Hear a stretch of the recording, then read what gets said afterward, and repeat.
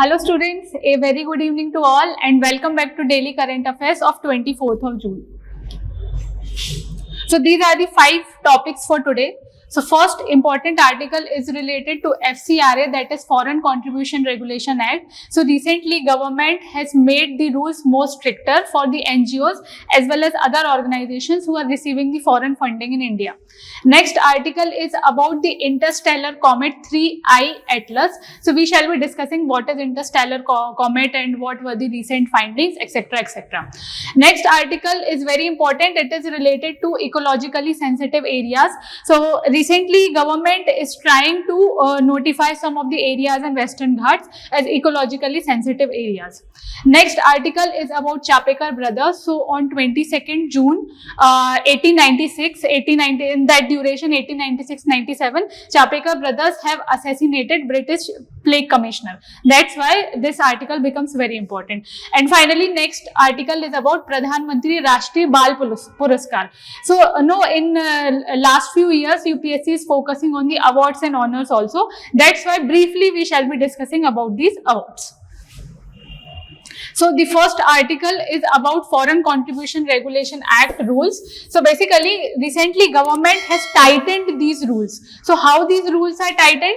NGOs must declare social media accounts. NGOs must stick to the specified activities. So basically the government has made the rules more strict for the NGOs as well as other entities who are receiving the foreign funding in India. So first of all, let's discuss about this. So see, as you know that the actual foreign contribution of FCRA Act is of 1976, and after 1976 major amendments were made. So at present we can consider the main act is of 2010.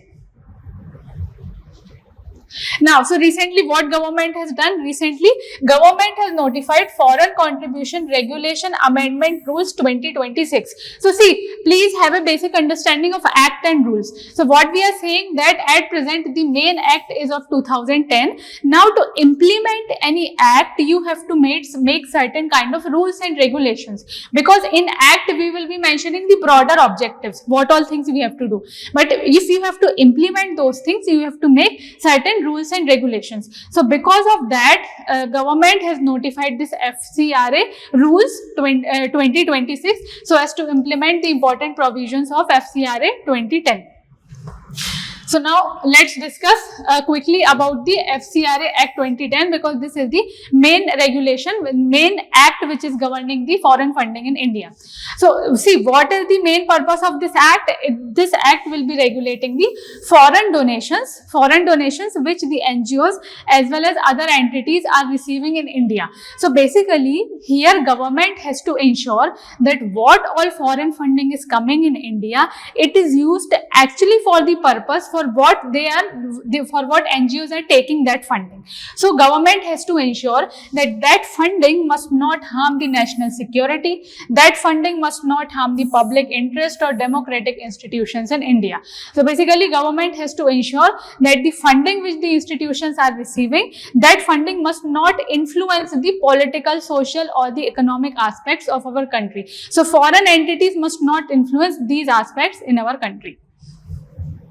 Now, let's quickly discuss about the FCRA Amendment Act 2020 provisions, because as we discussed that 2010 is the main FCRA, main Foreign Contribution Regulation Act 2010.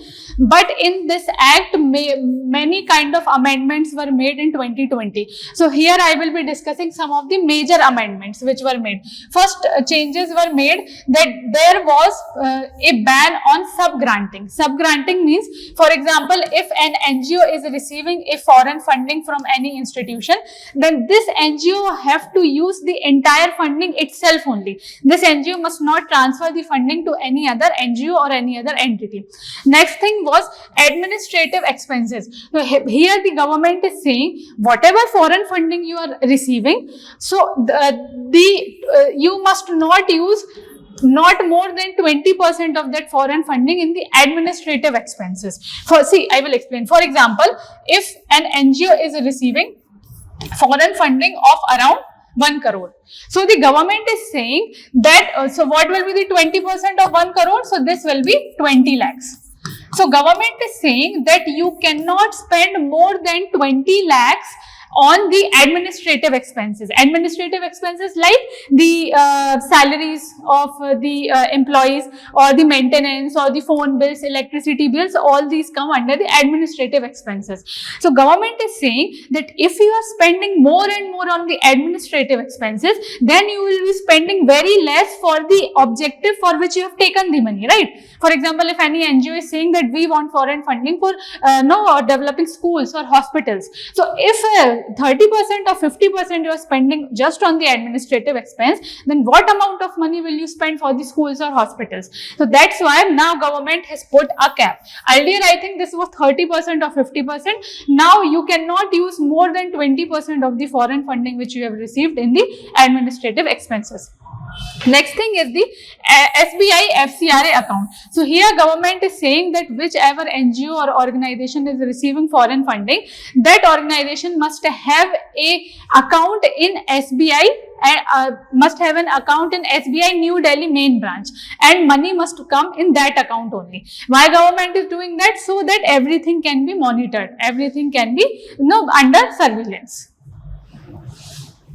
Now, this since government has recently notified FCRA Amendment 2026 rules, so we have discussed about the main act, we have discussed about the other provisions. Now quickly discuss what are the key changes which were made recently. What were those key changes?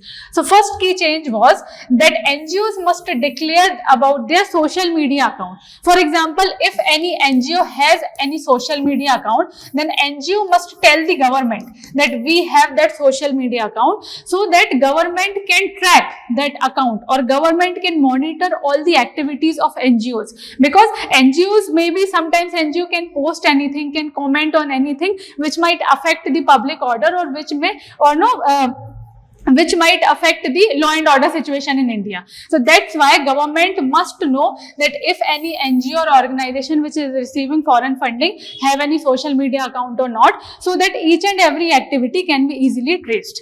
Next thing is restriction on the political content. That means that if any NGO is receiving the money for environmental welfare or schools or hospitals, that NGO cannot use that money for any political campaigning or any political advertising, because if any NGO is doing that, that means the foreign entities are able to regulate the political scenario in India. So that's why all these things cannot be done. Third is activities must match the declared objectives. See, as you know that the foreign funding is approved under Ministry of Home Affairs in India. So that MHA will approve the foreign funding for any NGO. So see, during the approval process, that NGO have to say, that NGO have to declare that we are demanding the money for this and this objective. So you have to use the money only for that objective. You cannot use money for any other objective. So these are the basic changes. These are the changes under 2026 rules. Now, next article is about the interstellar comet 3I Atlas.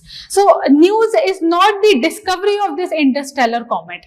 News is about the age of this comet, because this comet was already discovered in 2025. So, this is not the news. Now, the new thing is that now recently scientists have discovered the age of this comet, and this is the news.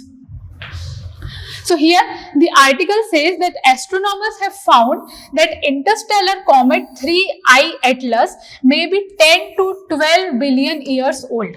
So see, I will explain word by word. See, first thing is the interstellar comet. So for that matter, what is comet first? So basically, if we talk about the comet, so comet is the frozen dust particles or frozen mass of dust particles or rocks.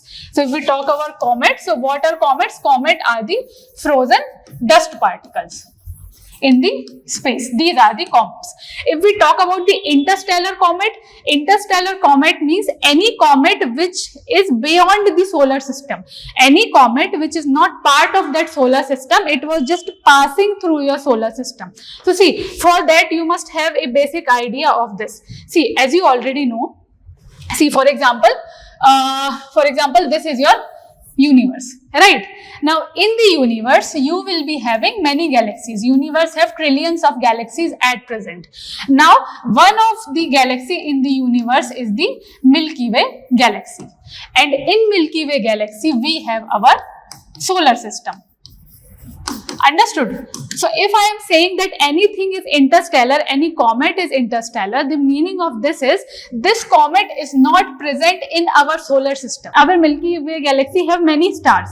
One of the star is solar system, and our one of the star is sun, and our solar system is built around the sun. So here interstellar comet means any comet which is outside our solar system. So this is the meaning of interstellar comet. So the name of this interstellar comet is 3I Atlas. Now the recent news is, recently it was discovered that this interstellar comet may be around 10 to 12 billion years old.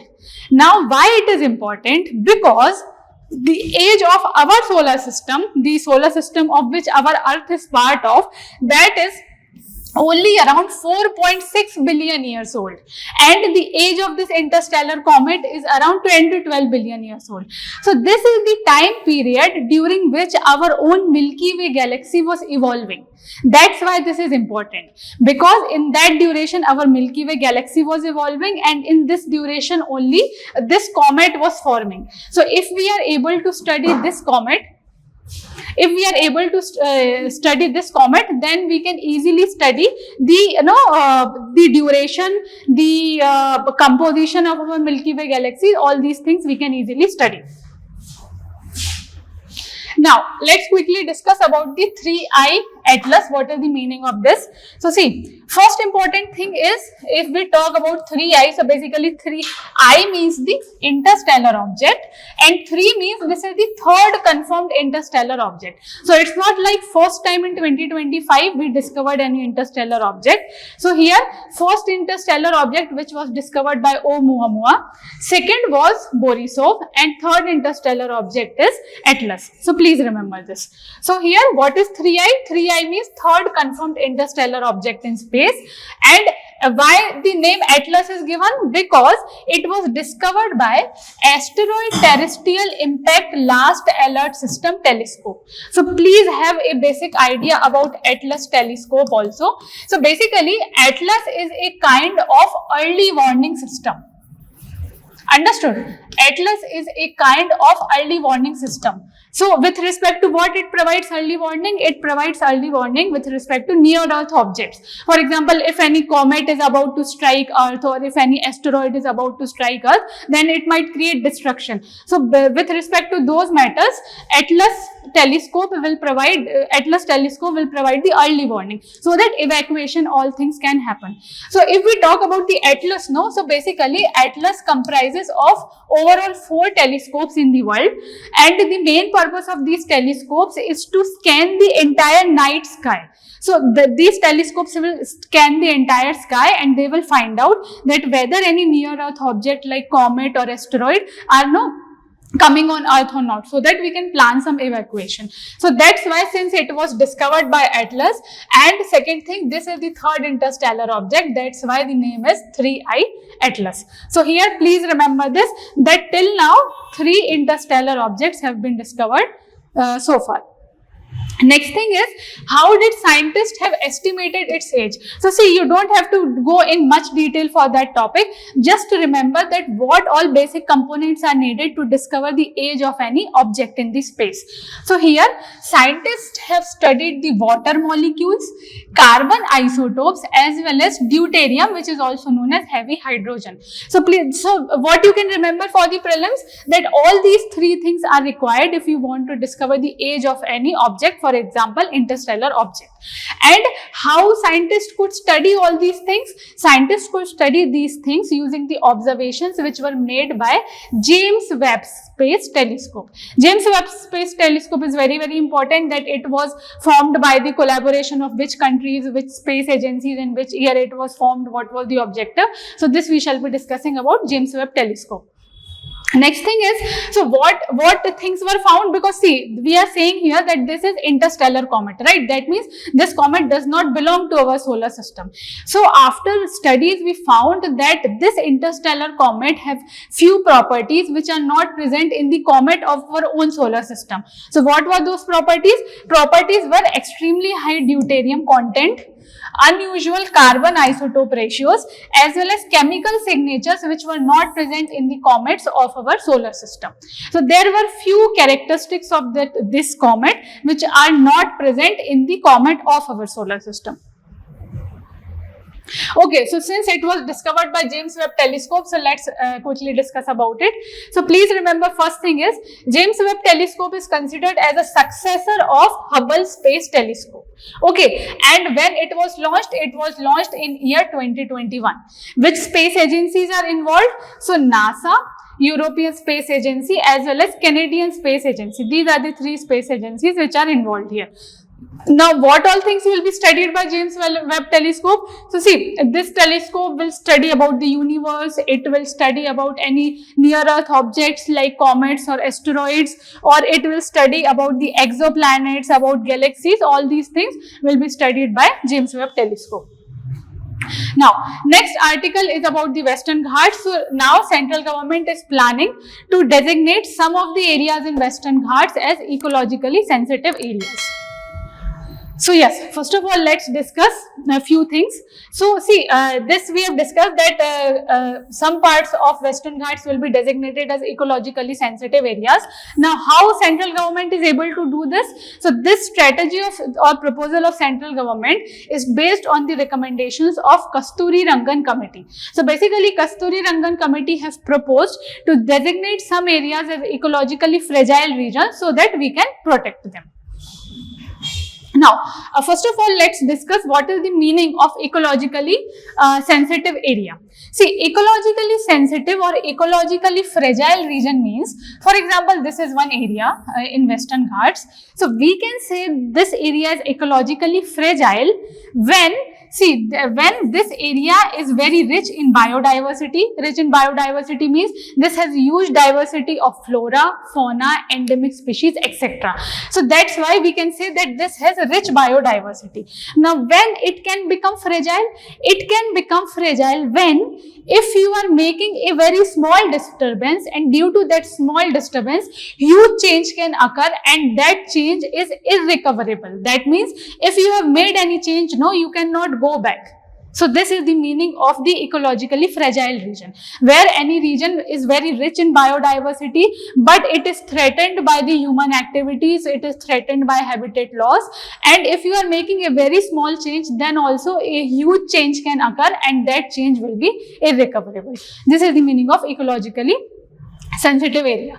So this is a region with fragile ecosystem and rich in biodiversity, and any ecologically sensitive area will be an area which is designated under Environmental Protection Act of 1986.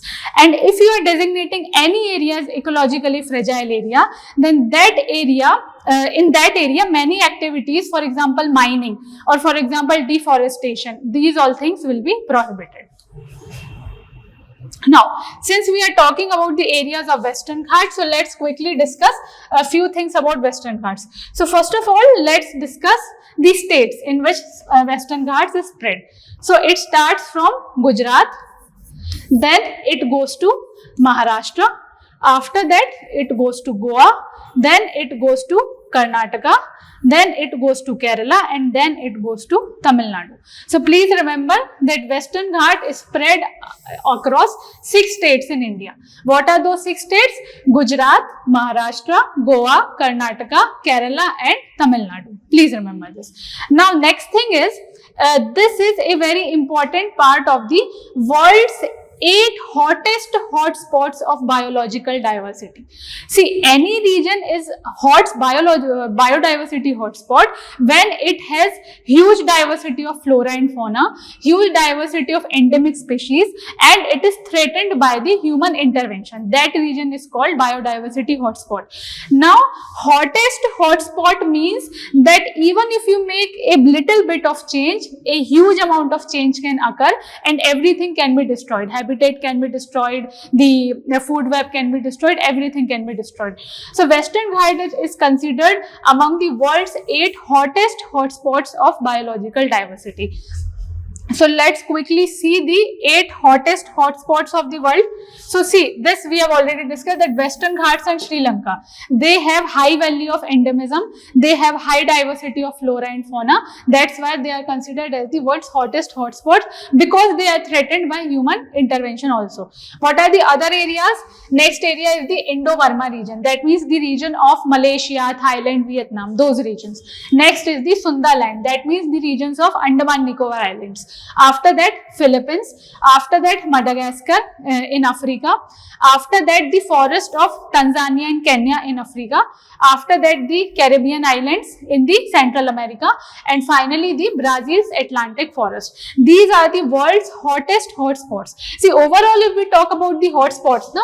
So at present, we have around 35 plus hotspots. The regions where you find huge biodiversity, where you find huge degree of endemism.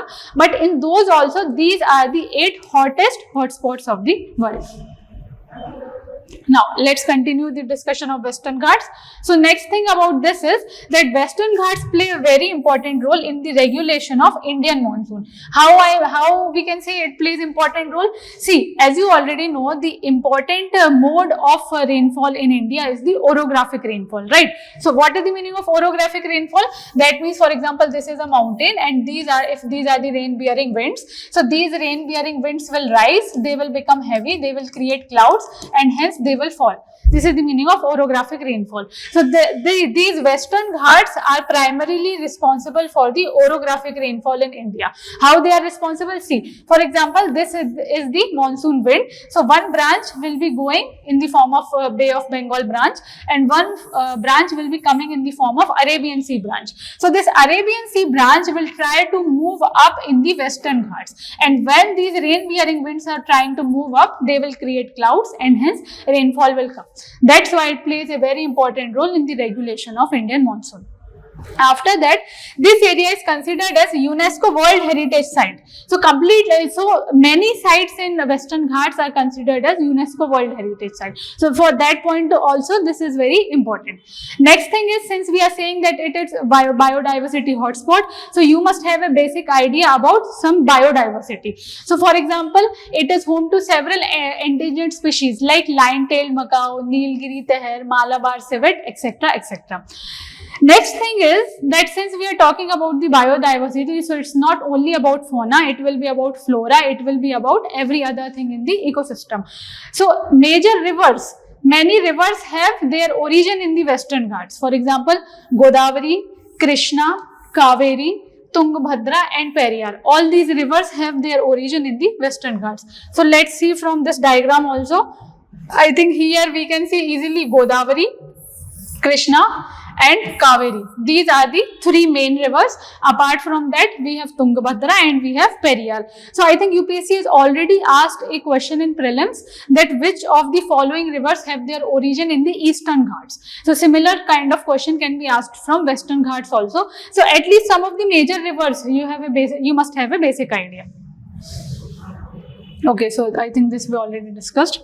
Yes. Now, as we have already discussed in the context that this decision was taken by the central government based on the recommendations of Kasturirangan Committee. So, see, before Kasturirangan Committee, we have one more committee, that was Gadgil Committee. So, first of all, let's discuss the provisions of Gadgil Committee. Then we will discuss what changes were made by Kasturirangan Committee. So, see, what Gadgil Committee did, this committee said that entire Western Ghats should be declared as ecological sensitive region. So here Kasturirangan Committee will declare some percentage as ecologically sensitive region, but Gadgil Committee has said that entire Western Ghat must be considered as ecologically sensitive. That means no mining activity, no deforestation can be done in any part of Western Ghat. Second thing, it said about 60%, 64% of the area should receive the strong protection.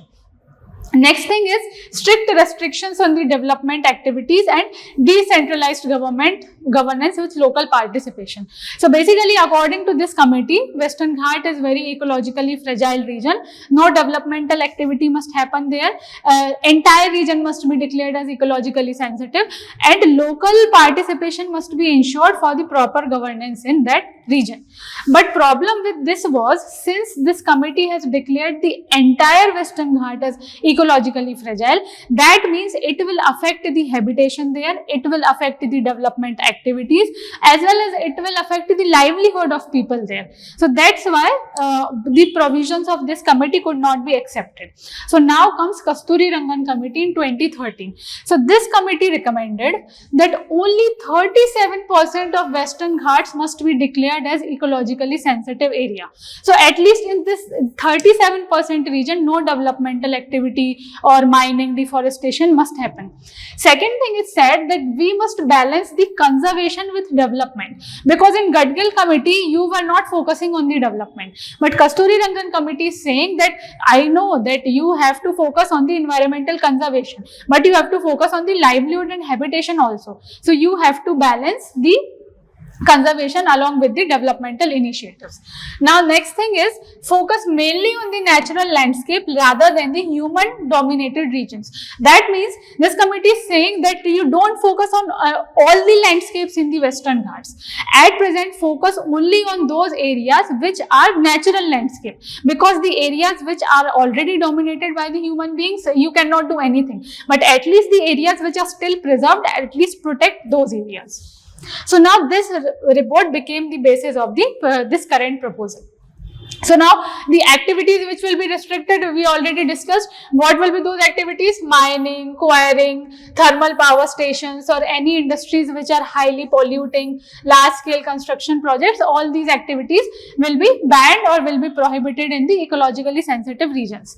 Next thing, which activities will be generally allowed? So agriculture will be allowed, the already the people who are residing, so existing settlements will be allowed, etc., etc. Now, next article is about the Chapekar brothers. So, why this article was in news? Because on 22nd June, Chapekar brothers have assassinated British Plague Commissioner on 22nd June 1897. That's why we will be discussing this article. So, first of all, let's discuss the history. What happened? See, what happened during 1896-97? A plague outbreak happened in Pune. So, basically, plague is a deadly disease which is caused by some of the mammals like the mice or rats, etc. So what happened during this plague? Britishers have appointed one commissioner to deal with this plague outbreak, to deal with this epidemic. So now, just to deal with this outbreak, the Britishers have committed various atrocities on Indians. Like, the Britishers have entered the homes forcefully. They have conducted the searches without consent. They have examined the women publicly, which was against the human dignity, which was derogatory for the dignity of women. So all these things were done on the name of dealing with this plague outbreak. So that's why what happened, because of this, Chapekar brothers considered all these things as an insult to Indians, or as an insult to women, or as an insult to the dignity of women. So that's why what Chapekar brothers did. So who were the Chapekar brothers? So three names will be there: Damodar Hari Chapekar, Balkrishna Chapekar, as well as Vasudev Chapekar. So all these three brothers, what they did, they assassinated. Yes, so they assassinated W.C. Rand, who was plague commissioner in India. So they assassinated on 22nd June 1897, because they considered this commissioner was responsible for the insult of Indians and for not properly managing the plague in India. So that's why they assassinated W.C. Rand. So this was the overall thing. Now, yes, one more thing. Whenever you read about the Chapekar brothers, you will be also reading about about Bal Gangadhar Tilak. So how how Bal Gangadhar Tilak was involved in this? So see, he was not directly involved in this, but the thing was that when this plague outbreak happened, no, so continuously Bal Gangadhar Tilak wrote some of the articles again. So he was criticizing the activities which were done by the British authorities, because in his articles he wrote that Britishers are not able to take in control this plague outbreak in Pune. So these Chapekar brothers were inspired by the writings of Bal Gangadhar Tilak. So that's why because of that Bal Gangadhar Tilak was also arrested on the charges of sedition. So he was not directly involved, but his writings inspired Chapekar brothers. Yes. Next article is about Pradhan Mantri Rashtriya Bal Puraskar. So the news is not that these awards are given recently. Actually, this article came in PIB. So that's why we will be discussing about these awards. So let's discuss briefly about the Pradhan Mantri Rashtriya Bal Puraskar. So please remember that since these awards are related to children, so which ministry will be involved? It will be Ministry of Women and Child Development, and these awards are given annually. Please remember this. Now, since children are involved here, so here these awards are given under 7 categories. So categories can be the bravery, art and culture, environment, innovation, etc., etc. So for example, let's consider, for example, any fire outbreak happened, and if a child is trying to protect, or if child has protected 10 or 15 people because of that fire outbreak, then that child can be nominated for Bal Puraskar. Or if any child has contributed a lot in any art form, for example painting, or for example dancing, so these all things can come under Pradhan Mantri Rashtriya Bal Puraskar. Next thing is, what are the age group? So age group will be any children, any child in the age group of 5 to 18 years can be given Pradhan Mantri Rashtriya Bal Puraskar. Now please remember the date on which this Rashtriya Bal Puraskar is given. So Rashtriya Bal Puraskar is given every year on 26th of December, and 26th of December is celebrated as Veer Bal Divas in India. So you must have a basic idea about the background also, why on 26th December we are celebrating Veer Bal Divas. So actually what happened on 26th December 1704, what happened on this day, two sons of Guru Gobind Singh, they were forced to convert their faith by the Mughal authorities. So they denied, and as a result they were martyred. So that's why on 26th of December we are celebrating Veer Bal Divas. So what was the name? What was the name of two sons? Name was Sahibzada Zorawar Singh as well as Sahibzada Fateh Singh. So these were the names of two sons of Guru Gobind Singh. That's why on 26th December we celebrate Veer Bal Divas, and on 26th December every year Pradhan Mantri Rashtriya Bal Puraskar are being given. Now quickly let's discuss the practice questions. So first question, Foreign Contribution Regulated Act is administered by which ministry? So whether it is Ministry of Finance, Ministry of Home Affairs, Ministry of External Affairs, or Ministry of Law and Justice. So give your answer in the comment section. Next is, consider the following interstellar objects: Oumuamua, 2I Borisov, and 3I Atlas. So which of the above are confirmed interstellar visitors to the solar system? So you have to tell me that how many of these interstellar objects are confirmed at present. So please try to give answer of this question in the comment section. So that's all from my side for today. Thank you and have a nice day.